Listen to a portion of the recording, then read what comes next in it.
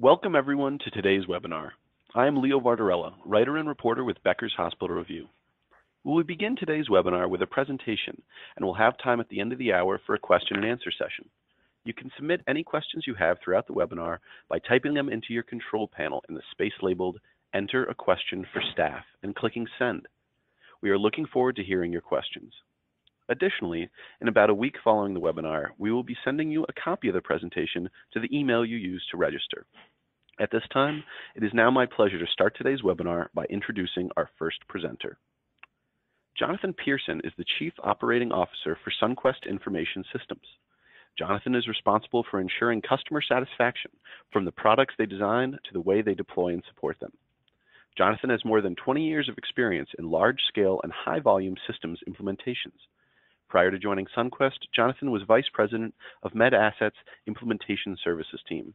Jonathan also has held leadership positions in systems design and implementation management at Accenture, formerly Andersen Consulting, and PRG Schultz. Jonathan, I'll now turn the floor over to you.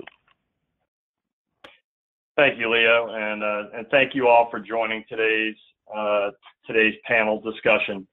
I know that our time is valuable, and our hope here is that the information that you gather today from the presentation and primarily from the dialogue that we have with our two panelists, that you'll find it informative and that you'll be able to take action on it at your respective institutions. With that, I'd like to introduce our two panelists today. Dave Droffler is manager of the Laboratory Information Systems and is the manager also over the Laboratory Medicine at Children's National Medical Center in Washington, D.C. Children's is ranked as one of the top 5 children's hospitals in the U.S. By U.S. News World and Report, and it's one of the finest institutions that we have in the United States. Dave has been at Children's for just about 25 years. He's a former medical technologist and was a part of the original early stages of the stem cell program at Children's National. So Dave, thank you for joining us. And secondly, Kathy Hendrickson is the Director of Clinical Systems at Tricor Reference Lab in New Mexico. And Tricor is the premier reference laboratory in New Mexico. They essentially own the state of New Mexico in terms of lab testing. They do over 11 million tests annually over their 70 locations and across 13 facilities at New Mexico's largest hospital systems. Kathy has been at Tricor for 3 years, and she had other stints at Stanford in a similar role, and is also a former med tech with over 30 years of experience in the LIS industry. So thank you both for being with us today, and I look forward to today's panel discussion. Thank you. Thank you. As we have mentioned, it really has been advertised, I think, alongside this webinar, are today's discussion points. So these key topics we'll discuss. We'll present some information up front on each, and then have some dialogue about the experiences that both Kathy and Dave have had. And so we'll go from everything from the rise of precision medicine and really growing a molecular business. How do you get value out of that molecular business? Everything from the patient care aspects as well as some of the financial aspects. We'll also talk about how to optimize the value of the lab in this environment that we live in today, where reimbursements are only shrinking. We'll introduce the idea of this Lab 2.0 environment and how we'll go about acting in that capacity. We'll also talk about standardizing, optimizing, and simplifying. A common term that's out there, but really is one that's really prerequisite in terms of continuing to grow the lab's value, especially in environments that are out there that have disparate solutions and also have challenges with regard to different applications talking to one another. Specifically, we'll talk about the use of enterprise instrumentation platforms and some of the tools that we've seen used and effective there. Also, we'll talk about mergers and acquisitions, an activity that many of you are probably familiar with and have probably experienced. and how to act in that environment post-merger acquisition, some of the challenges that we see in a post-merger acquisition environment. I'll start us off in the merger acquisition discussion. If we move forward one slide. So as you can see here, and this shouldn't come as news to anyone, but the merger acquisition activity has done nothing but grow in the last decade and continues really to where we are today. The shakeup of the industry really kind of hit a peak through the 07 to 12 time frame. You can see here on this slide that over about 551 hospitals were involved in merger acquisition activity, which is really an astounding percentage if you think about it that way. It's about 10% of the entire hospital population. And as I mentioned, that trend continues. And so as mergers and acquisitions occur, they're occurring for a variety of reasons, but more often than not, they are definitely due to pressures that hospitals are seeing in terms of lowering costs and hitting economic goals. But many don't realize the impact on the lab or labs involved in that merger and acquisition. Now we'll go through a quick poll just to get a gauge of those on the call in terms of what you're seeing. But if you would, just respond to the poll in terms of, has your organization been involved in merger and acquisition activity, either on the acquirer side or the acquired side?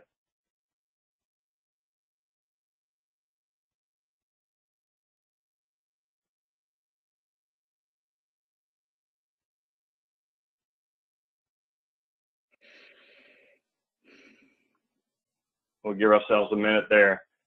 And so, as expected, it's nearly 70% of those on the call today have gone through on either the acquirer or acquired side.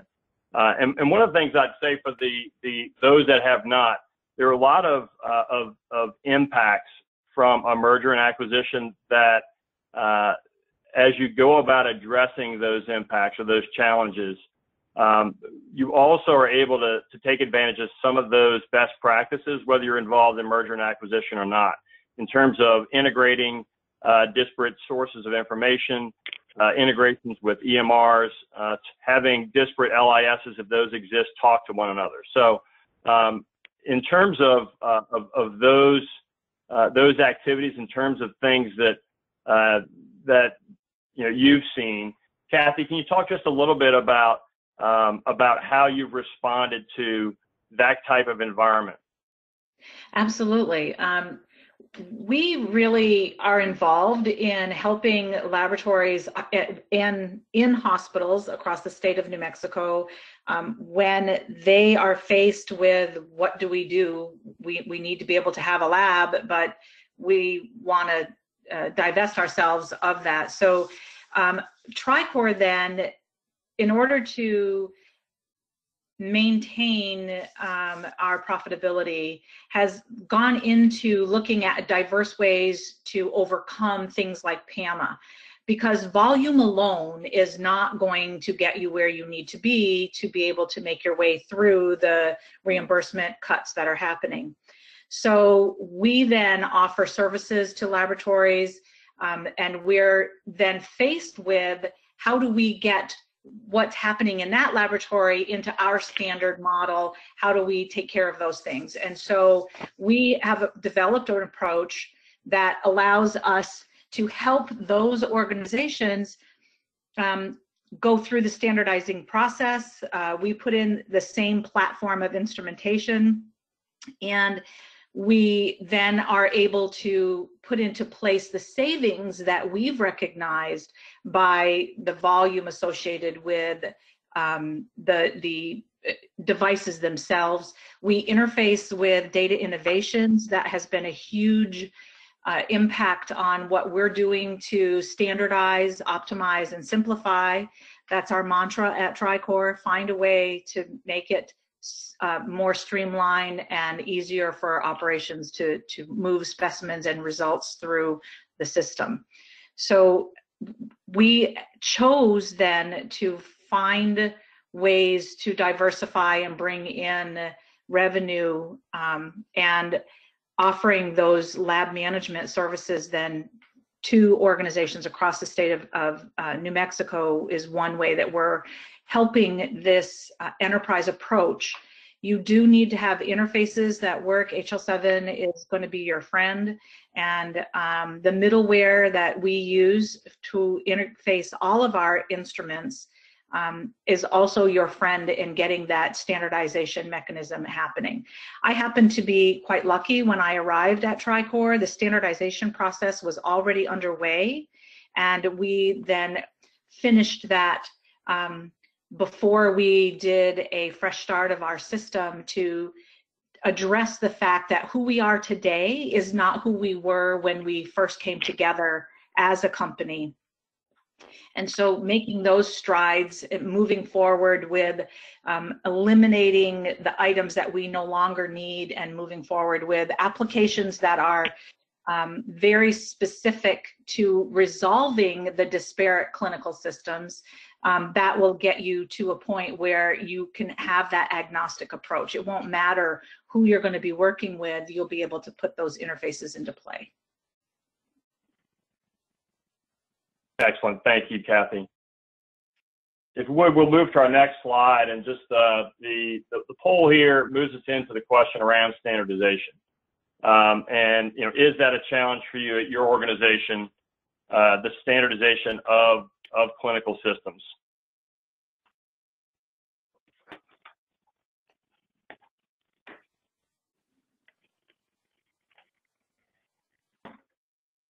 And it's 80%. My guess is you frame this question in different ways, it's probably near 90 or 100% in different parts of the lab space and different parts of the lab EMR space. In terms of what you've seen, Kathy, and if you would just kind of continue that dialogue around the standardization and maybe talk about some of those things that the challenges you've hit in terms of trying to standardize. We know that it's not been an easy route for you all, nor is it for anyone, as things like change management and things like technical challenges make their way in, reality makes its way in. If you can just talk a little bit about those hurdles and maybe get into some of the engines that you all actually had to ensure we're transferring processes correctly. Absolutely. So in order for us to really in order for us to reach the goals of TriCore, we really felt that we needed to standardize. So we took it upon ourselves to invest in that process. So we standardized the platforms for every department that has automation, so that as we work with folks that we offer management services to, we can propose a platform for them that fits into that standard protocol. For example, we use the Sysmex for hematology. We use CentraLink and the Siemens devices for our chemistry. We actually got into data innovations for two reasons.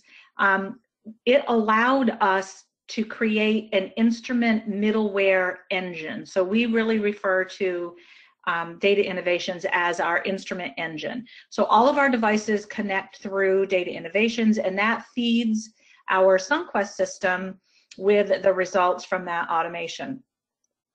That then frees our techs up to be able to concentrate on only those values that don't autofile. We really heavily employ autofile, and we discovered that by using that middleware, we were able to take some instruments that we had difficulty interfacing with into the DI protocol, and we eliminated that difficulty, giving us back literally a day's worth of tech time every day, because we went from, it takes 8 hours for us to get this work done in a very manual process, to it takes 20 minutes, and now I have the rest of my day to work on other things. So there were real benefits for us utilizing that middleware to treat it like an engine and allow all of our results to flow through that into our LIS and then out to the providers, whether they're hospitals or commercial EHRs that we're sending data to. The other mission that TriCore really is focused on is the mission of, and I'm going to use an old term, population health. We're really focused on that. And if you're going to do that, then you need to be able to identify who a patient is at hospital A and also recognize that same patient at hospital B where they may actually have a different medical record number. So we use engines within our architecture, which is C21 from the Rhodes Group, to allow us to build a patient repository that maintains all of that. Sunquest is our clinical laboratory information engine. So if it's within the laboratory itself, we can manage it within Sunquest. And what we're trying to accomplish here then is the outcome is analytically, we're able to help those members of our community identify that one individual patient out of all of the people that that provider sees that really needs that provider's assistance. We have those analytics in place, and we're working with payers and providers to get the attention to that one risk patient that really needs assistance. So by doing this standardization, we're now feeding the process and able to help the communities of New Mexico identify patients who need extra attention. If you're a normal patient, it's not that you're not getting the attention you need, but we really want to focus on the folks that need the extra help from that provider. And standardizing not only the instrument platforms, but how we process the patient data within our systems using engines, not just interface engines, but the repositories where you keep the data and how you extract that data from there, using those engines to provide that information will take us more and more every day toward our mission of population and community health, as opposed to only individual patient help. Doing that makes the lab very valuable to those providers and payers, because now the lab is the lab has a commodity that is going to bolster that patient care. Yeah, that's great. And it's interesting. I mean, and I think TriCore has an interesting opportunity that it's taking advantage of, and that it's got a population that really it does own. I think you talk about pop health as kind of an old term, but I think many on the call would agree it's an old term, but a challenge that continues to this day. And it's one that I think it's been a term that's been very elusive to take advantage of. And certainly with the way that TriCore is set up and the objectives that TriCore has, not just as a reference laboratory, but also with the hospitals, that it's a part of that hospital system. They are able to manage in a proactive way the healthcare of their patients. It is about owning the care, the full care of those patients. And so I think it's well said. And it's interesting how those engines do support not just in process, but in data as well.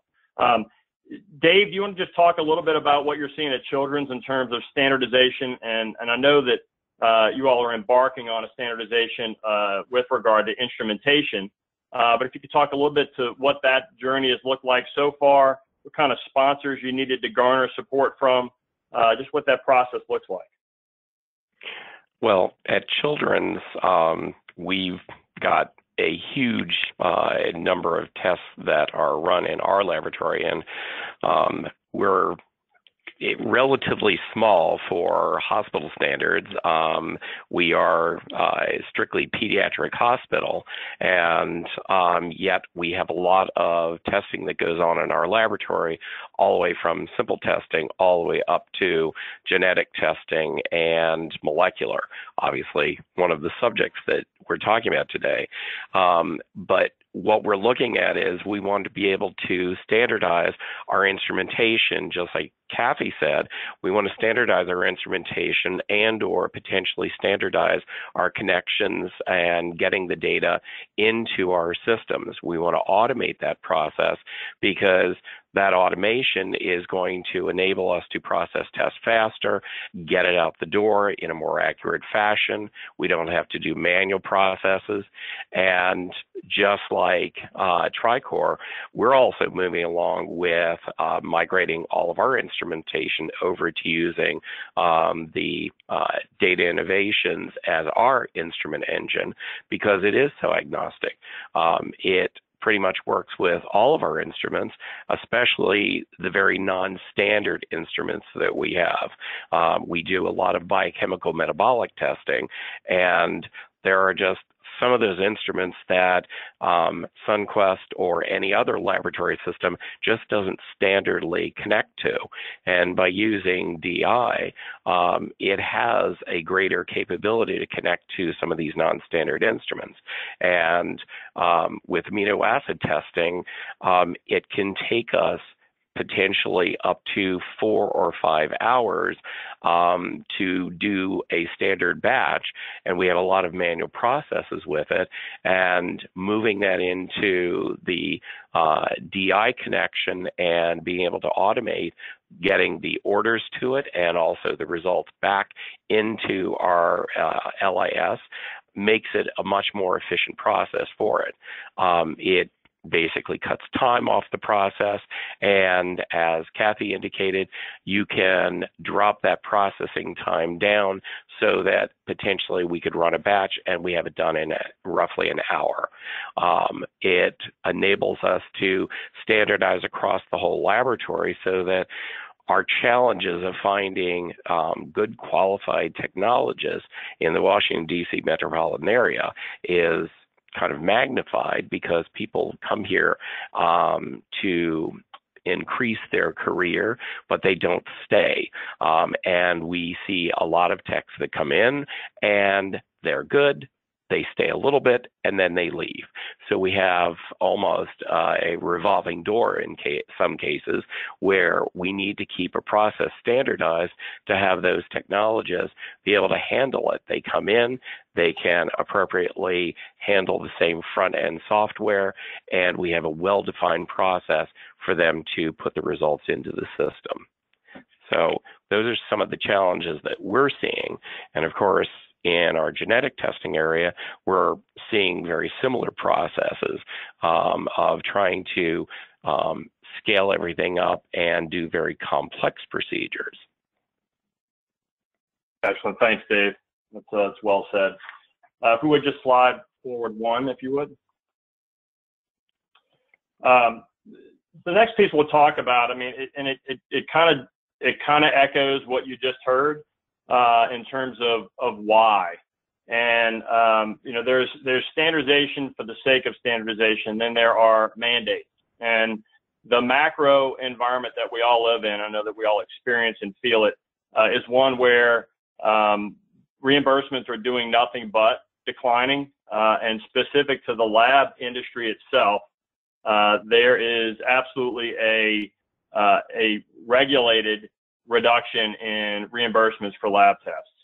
And so, you know, labs are already struggling with less volume and certainly with reimbursements as well due to this shift to from fee for service to fee for value.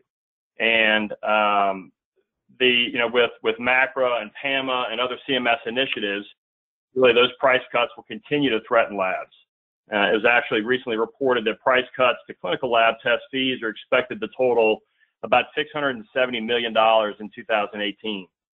Just to give it a relative importance, it's almost 70% greater than the $400 million in fee cuts CMS predicted in 2017 statements.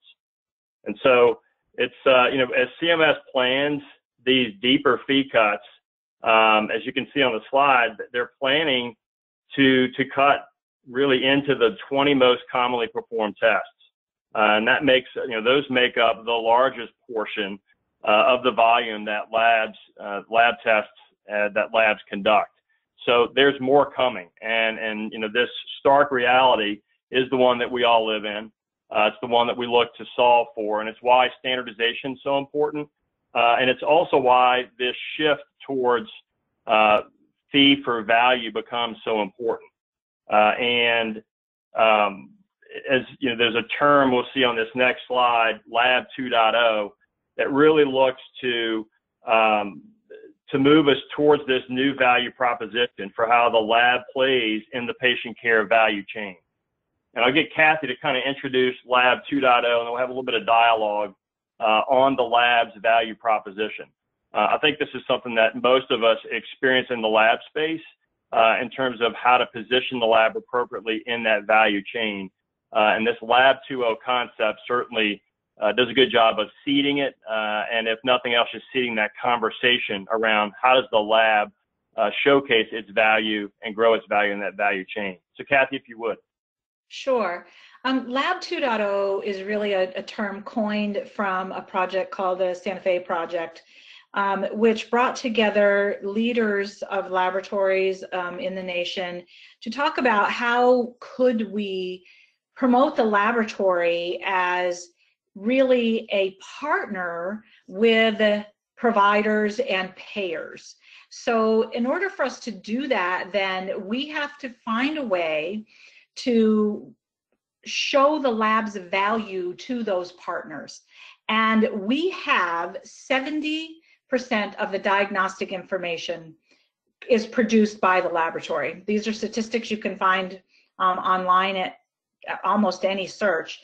And what you'll see then is if the laboratory has that diagnostic information, we should be partnering and providing the assistance that providers and payers need so that they can focus on individual patients in a population who are the at-risk patients that I mentioned before. That allows them, payers and providers, to get that at-risk patient into the provider so that they can help that one person. So the analytics that we've developed, and we call them targeted intervention models, we are working with both providers and payers to help them gather information and identify actual individuals. We use all kinds of protocols in our analysis. We can focus in on, okay, who are the diabetic patients that are pregnant in this zip code, and have they had their maternal screening? And if they haven't had their maternal screening, then they get a check mark as an at-risk patient. All right, then of those that are pregnant and diabetic and have had their maternal screening, are any of their results then ones that we need to follow up on? If yes, they get another check mark, and we begin to develop the protocol for the payer and the provider that gets that patient a liaison working with them so that we can proactively help prevent a premature birth and high cost to that payer and taxpayers, and helping to get this patient and their baby taken care of. That's just one example of what we're doing with our analysis and our analytics.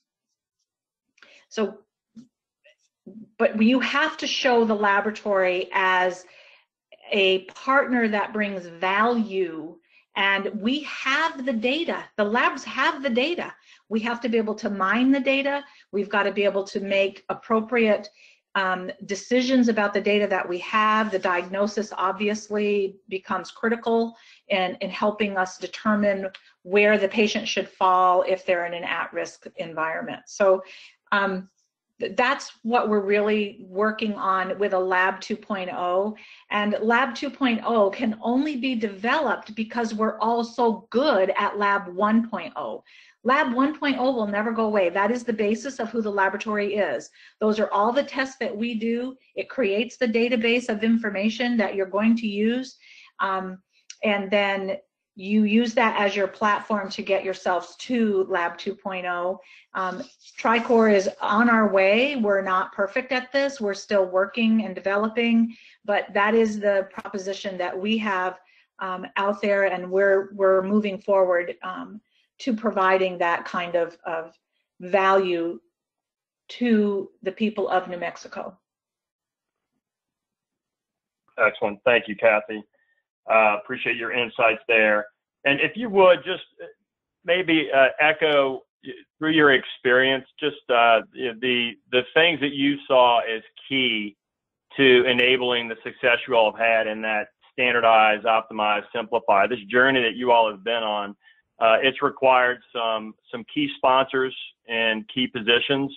There were other challenges that you all hit through that process, but were able to overcome it. Could you just spend a second talking about the role that those sponsors played, and then some of the key challenges you guys were able to get through because of that sponsorship? Absolutely. So the organization itself had to recognize that if we're going to really focus on providing population health, then we need to get buy-in from the hospitals that we work with and the providers. Our executive management team had to invest in this standardization. So literally we changed out devices. As you all know, what kind of an expense is associated with that, as you're changing out devices and level setting the playing field. So our executive team had to be on board. We have a board of directors. We had to sell the idea to them that we needed to go there. And then once you standardize and you get your workflows going, you should always be looking to optimize what can we do to make this even better. So we had started that standardization process. And when I arrived at TriCor, having come from Stanford, where I saw data innovations in action with a completely different LIS, I recommended, we have to use DI for our blood bank platform. Why don't we move it forward and take it into all of the areas of the laboratory? As we moved it forward, then the question became, well, where's the return on our investment? What are we going to do? We're going to be spending this money. How are we going to recoup some of this? So we then said, okay, if we can go forward with a new platform, we'll do a fresh start of our Sunquest system, eliminate all the stuff from in the way back when we first started, and build our patient population with the consolidated information that we have about these patients. And using DI as that instrument engine, then we can move forward. And Sunquest was willing to work with us, and we reduced our maintenance agreement payment with Sunquest about 50% because of the switch that we made from the other instrument management system to DI.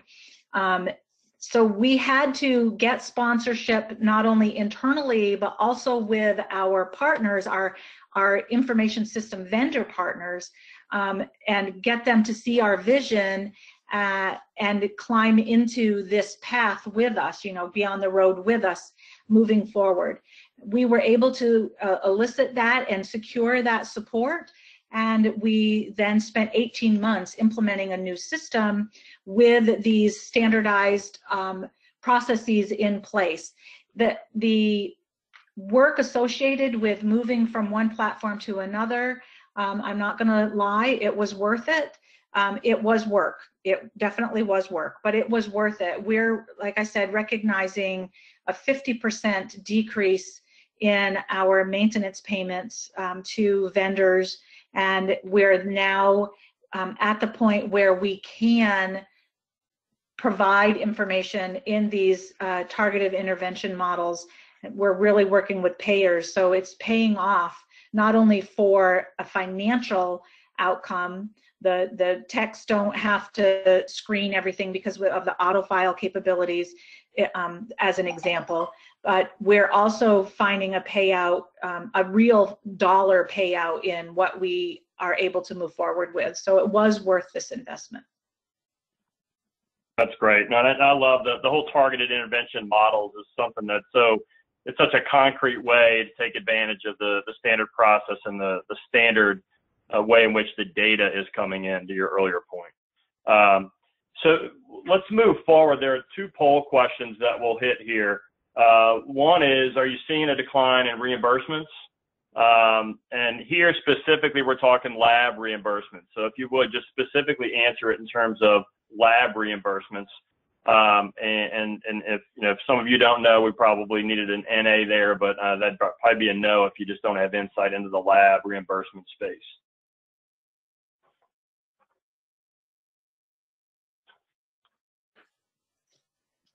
90%, which is, again, not surprising. It's good that many people have insights into the lab reimbursements. Certainly from our perspective, what we typically see is those that inside the lab are very intimate with it. Those that are maybe one step or two steps removed from the lab may not be as intimate with it. So it's interesting to see. And the next poll question talks about volume. In terms of test volume, are you experiencing lower test volumes or are they the same? It's always interesting to see exactly when the effect of hospital systems moving towards this fee for value, where you're getting the right lab test at the right time, the removal of duplicate tests, et cetera. So it's interesting. This looks like it's still coming that way. So what we anticipate, certainly from all the dialogue we have with our client base as well as other research, is that reduction would come, and it would come in terms of duplicate testing being eliminated, really optimizing the utilization of lab tests. We've hit some of these topics on here. So Dave, I'm going to ask you to kind of talk to what you see here. I think Kathy's given a really great view of how the value of the lab is being lifted at Tricor, certainly as they interact with the institutions in New Mexico. And we've talked about Lab 2.0 as being a vehicle. And again, it's one vehicle that across a really multitude of regional leaders in the healthcare space have decided to bring forth the lab's value in this thing called Lab 2.0. But are there other things, Dave, that you would want to call out here just in terms of how you're seeing the lab and the lab present its value at Children's? Well, with Children's, like I said, we are a strictly pediatric hospital. We are the second oldest pediatric hospital in the United States. Along with that comes a whole idea that we've been around for a long time, therefore we should know what we're doing. Well, sometimes we do, sometimes we don't. And that's where we're constantly reevaluating where the lab fits into the picture. What we're finding is that we are touching 95% of the patients that come through our doors. We are finding that we don't have a reduction in volume. We're finding that our doctors are ordering more and more and more. We are trying to eliminate the duplicate testing, but ultimately that is a challenge. We are also finding that reimbursement is becoming more challenging for our hospital.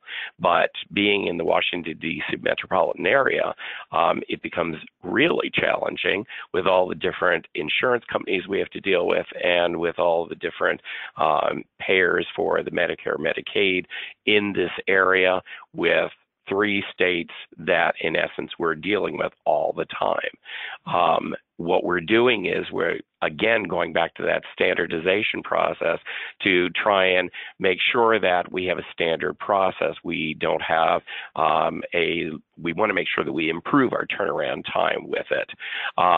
When we are looking at the volume of testing that we've been doing, we've gone from 350,000 tests per year in 20 years up to almost 1.6 million tests that are ordered per year coming through the lab information system. And that translates to 88 million results that we're filing. We're in the same exact space, floor plan, that we've been in for probably the last 30 years in this building. And at this point, we are trying to do more and more with less and less. We all have the same problem. That's why we have to look at standardization to make sure that we optimize our process. We're then taking it along with the process of using data innovations as our instrument engine. We also look at standardizing the software that we're using so that we can capitalize on the fact that SunQuest has a nice platform. I want to be able to take various parts of the SunQuest system, and if I have something that is broken, I want to pick up the phone at night and say, it's broke, fix it. Because I know it's all under one support contract. And I know that I have a standard process where I've got one database talking to another. So what we're looking at is trying to grow the products that we have, do it in a faster and more standardized process, just like Kathy was talking about. And then we're looking at where can we improve on the process? Where can we add on more testing? And of course, that's where we started looking at the fact that in the microbiology lab, we're seeing that molecular testing is starting to expand dramatically. We have a lot of tests that are now being performed utilizing PCR technology, aka molecular, that we're doing infectious disease testing with an incredibly fast turnaround time. And with that whole process, it's starting to expand outside the micro lab. Micro actually now has instrumentation that we can do identification of an organism within approximately 90 minutes to 2 hours, and we can then do a susceptibility in less than 7 hours. So when you look at that type of turnaround time, it's improving that process of making sure that we are turning around for our patients the testing that they need so that we can see those kids that are at most risk. At the same time, we're the ones that are the premier pediatric center in this area. So therefore, we have access to a lot of the pediatric testing. We also use analytics to look at the population and see where we have issues. We tie in and we partner with the nursing programs in all the schools in this area. So we can actually use our testing and we can start seeing where do we have problems with flu in this particular season? Where do we have a particular school district where they got a lot of kids that are out now because of flu, and have they actually had their flu shot? What's the vaccination rate in this area? And we can tie it all together utilizing the tools that we have in our EHR, in our LIS, and looking at that quick turnaround time of those tests. And of course, the big thing for us is we wanted to expand into testing that is, in essence, expensive, but at the same time, it's going to bring in more of a reimbursement for the hospital, and it's going to move us farther toward what we're looking for. We're always looking to be the advocate for the child and making sure that we find those rare disorders, and we want to help the kids grow up, and grow stronger. So that for us was the Lab 2.0. And sadly, it's not a sprint, it's a marathon for us. Yeah, no, it's good. And it's the interesting and perfect segue, and you mentioned it a few times, right? Lab 2.0, the value of the lab, and certainly the way that we collectively see it is that precision medicine will be a significant part of the way in which the lab shows its value to the patient care value chain. I'll use that as a great segue to get into the genomic medicine discussion. And you can see here the rapid rise of genetic testing. Anyone who's in this space or even close to this space in healthcare in general is aware of this. And so you can see some of the metrics that are listed here in terms of the growth of tested genes and conditions from 2012 to 2017.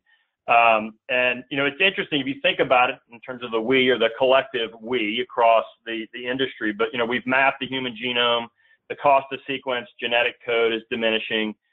Yet, we're still very much in the beginning stages of harnessing the information that's being gathered and applying our learning clinically to prevent disease or halt it from occurring. And so, in this decade, you figure we will reduce misdiagnosis more than ever before. And it'll be in large part due to some of the things that we're learning and gathering and being able to leverage out of the genomic medicine and the molecular space. Precision medicine will absolutely help clinicians provide highly specific diagnosis and targeted treatments. It's already happening. You see it occurring in terms of the value that we get out of the wet lab and dry lab processes, and the fact that we're able to take genetic results and pair that up with treatments and medicines that we know will be effective for individuals of that genetic makeup.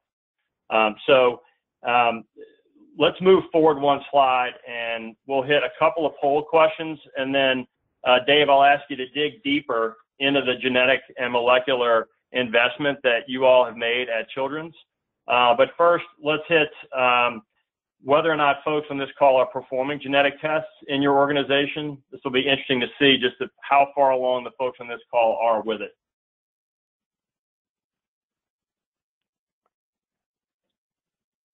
Interesting, a high number. And again, I know a lot of the folks on this call, some are knee deep in this space, and others are probably still sending out those tests as those genetic test orders come in. And then the second question talks to how you're managing the majority of your genetic testing business, in-house, send-outs, or maybe neither.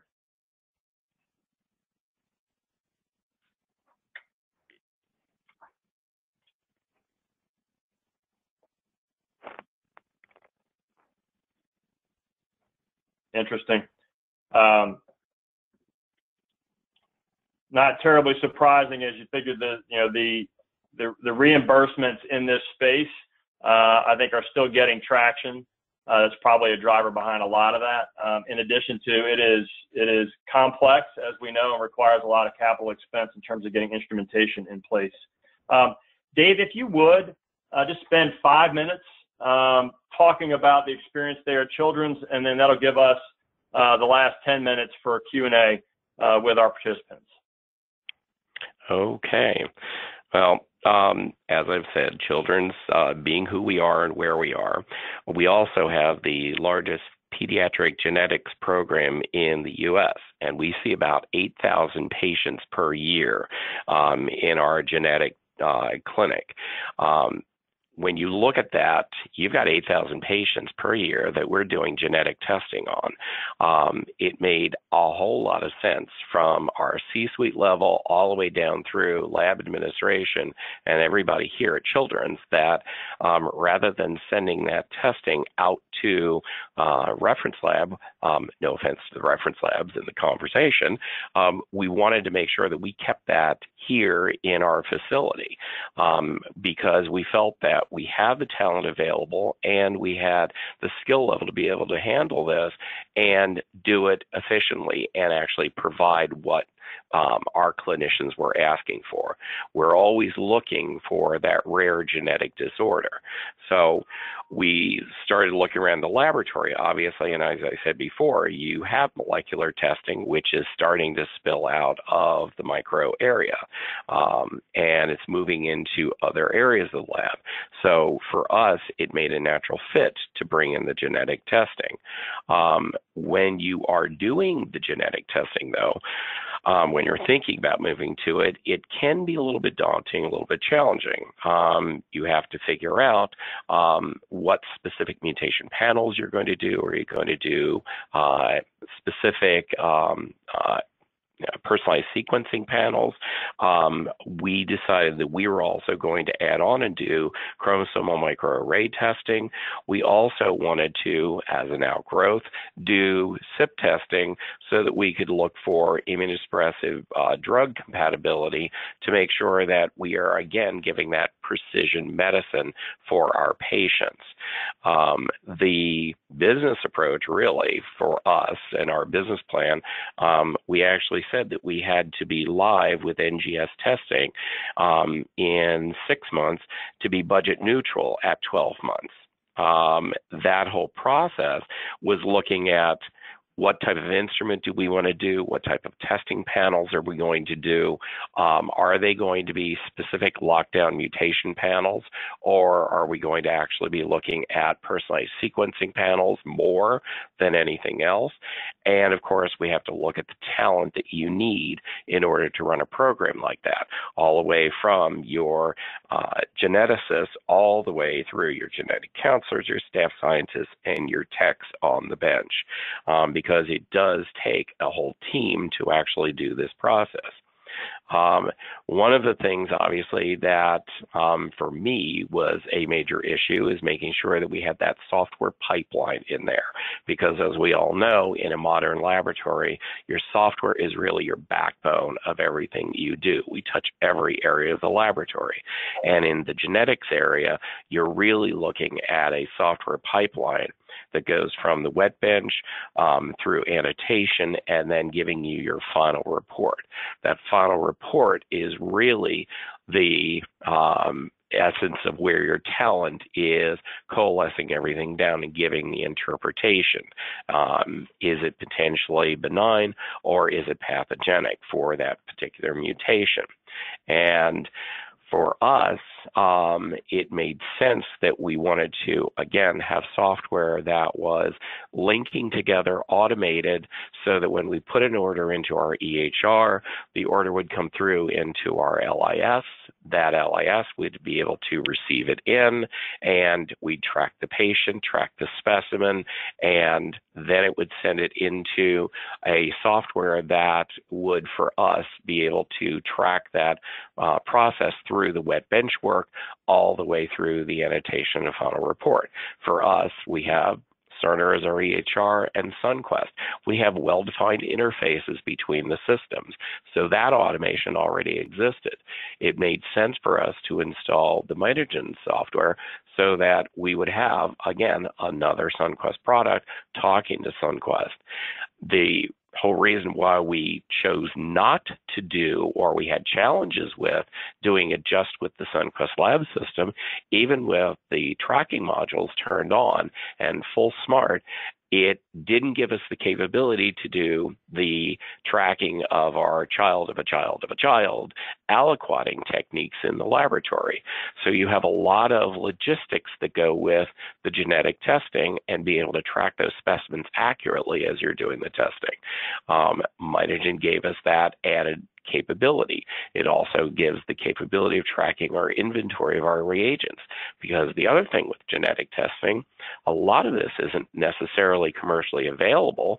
Many of it is, but there are some times when you actually have to do homegrown reagents, and tracking all the process around that inventory becomes a challenge. Obviously, we wanted to make sure that with the annotation, that was the crucial piece of this process, to be able to pull in all the different software that is utilized by our geneticists to determine, is this pathogenic or is it benign? And ultimately, you have different pieces of software such as Alamute or HDMD, different databases that are out there, basically pulled together so that you can compare and contrast and determine what is the real nature of this particular mutation. And ultimately, that tie-in with all of that software makes it a more unified process. It gives you that standardization, and at the same time, if we have any of the instruments that we're going to be using in this molecular and genetic testing, we're not necessarily going to be able to get, as I said before, instrument interfaces for them. We're going to have to potentially have a non-standard instrument interfaced into the system. Yet again, DI comes to the rescue and provides that process to pull it into Mitogen or even into Sunquest Lab. We have choices with the process. I like to think that all of our software that we have is really different tools that I can add into the tool belt to be able to give the best option for a particular problem that they throw at us. Now, of course, the ROI depends on reimbursement.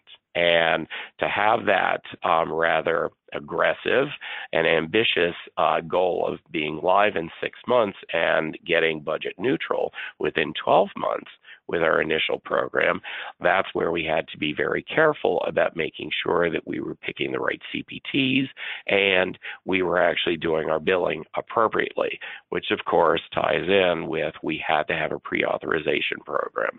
And that pre-authorization basically looks at what CPT are you going to be applying to, or CPTs would you apply to this particular patient test with their personalized testing, and what ICD-10 code do you have, what's the money that you're going to be charging, and then ultimately what kind of medical necessity do you have with that. You need to have a definition of that with each of your patients.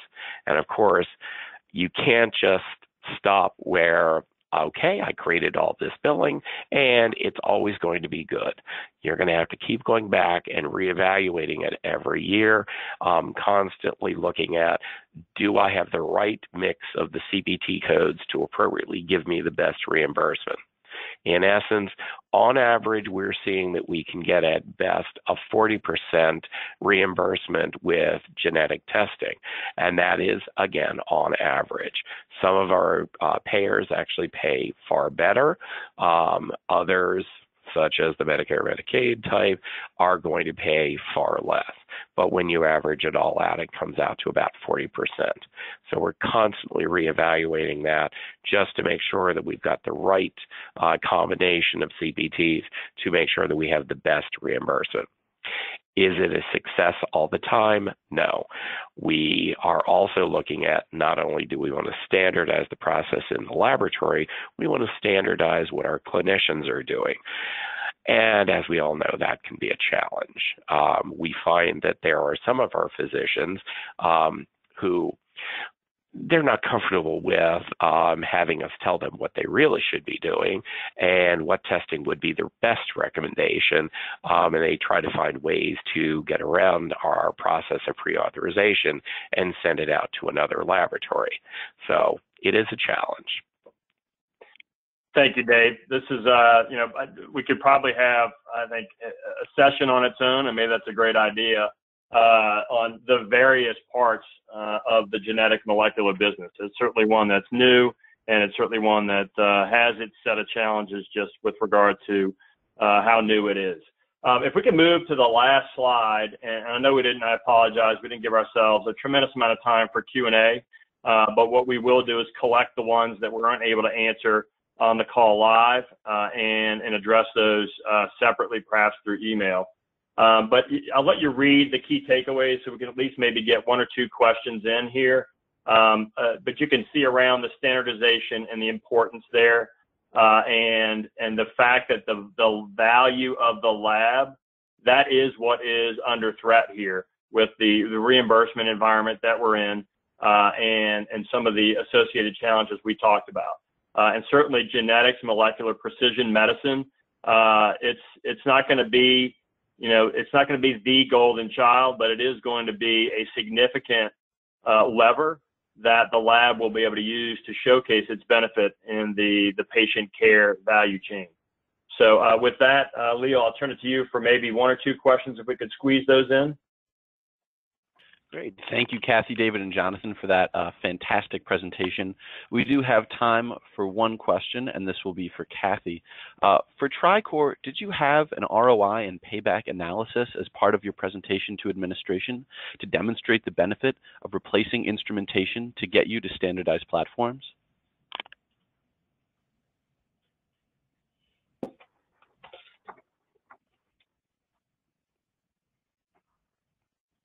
Kathy, we can't hear you if you're answering. Sorry, you may still be on mute.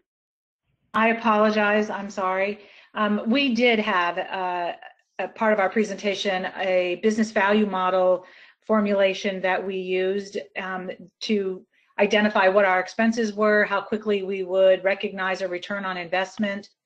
We did take all of that to our board and our executive management team to get support for our project to move forward. Thank you so much, Kathy. Unfortunately, that is all the time that we have for today. I want to thank Kathy Hendrickson, David B. Brothler, Jonathan Pearson, and SunQuest Information Systems for today's excellent presentation, and to our audience for participating today. Enjoy the rest of your day, and we look forward to having you join us for future webinars.